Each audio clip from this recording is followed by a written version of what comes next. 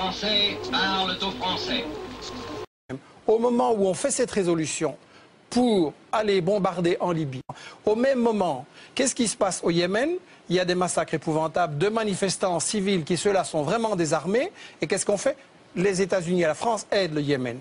Il se passe au Bahreïn des choses épouvantables où on tire directement sur des manifestants désarmés. Et qu'est-ce qui se passe? Ce sont les États-Unis qui l'ont organisé en envoyant 2000 Saoudiens pour aller tirer sur les manifestants désarmés. Alors je m'excuse, si on veut changer de régime, si on veut mettre fin à certaines dictatures, eh bien je peux fournir à M. Sarkozy et à Obama l'adresse où se trouve le roi Fahd, et ils n'ont qu'à commencer par celui-là. Seulement, évidemment, celui-là, c'est leur ami, il leur dit merci. Et le bon arabe, finalement, dans toute cette définition, c'est l'arabe qui est à genoux, qui donne son pétrole aux États-Unis. Et celui-là, il pourra traiter les femmes en esclaves, commettre des tortures, du terrorisme. Celui-là, on lui fera rien, parce qu'il dira toujours merci aux États-Unis et à M. Sarkozy.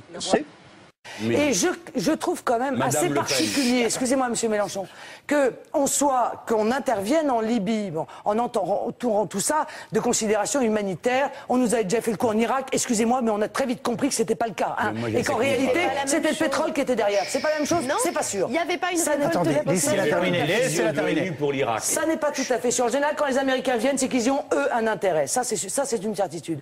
Mais le Yémen, ça intéresse personne? Mais j'en ai parlé. Il n'y a pas de pétrole, ça n'intéresse pas. Mais le peuple est en train de s'en charger, Madame Le Pen. Ça n'intéresse personne? Quand des blindés sont arrivés d'Arabie Saoudite pour tirer sur la foule, la civile pour le coup, ils n'étaient pas armés ceux-là, ça n'a scandalisé personne. Demain la Syrie. Alors on va intervenir dans tous ces pays-là où on va choisir surveiller. Pardonnez-moi, est-ce que je caricature votre pensée en disant ce sont des affaires de Libyens entre eux? Oui. On ne doit pas s'en mêler. Je pense que dans toute opération, il faut d'abord, quand on est un responsable politique français, penser à l'intérêt de la France et des Français. Et je trouve quand même assez particulier, excusez-moi Monsieur Mélenchon, qu'on intervienne en Libye, bon, en entourant tout ça de considérations humanitaires. On nous avait déjà fait le coup en Irak, excusez-moi, mais on a très vite compris que c'était pas le cas. Hein, et qu'en réalité, c'était le pétrole qui était derrière. C'est pas la même chose? C'est pas sûr. Il n'y avait pas une Attendez, laissez-la terminer. Pour l'Irak. Ça n'est pas tout à fait sûr. En général, quand les Américains viennent, c'est qu'ils y ont, eux, un intérêt. Ça, c'est une certitude. Mais le Yémen, ça intéresse personne? Mais j'en ai parlé. Il n'y a pas de pétrole, ça n'intéresse pas? Mais le peuple est en train de s'en charger, Madame Le Pen. Ça n'intéresse personne? Quand des blindés sont arrivés d'Arabie Saoudite pour tirer sur la foule, la civile pour le coup, ils n'étaient pas armés ceux-là, ça n'a scandalisé personne. Demain la Syrie.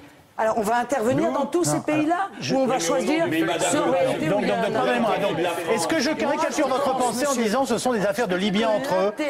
On ne doit pas s'en mêler. Je pense que dans toute opération, il faut d'abord, quand on est un responsable politique français, penser à l'intérêt de la France et des Français.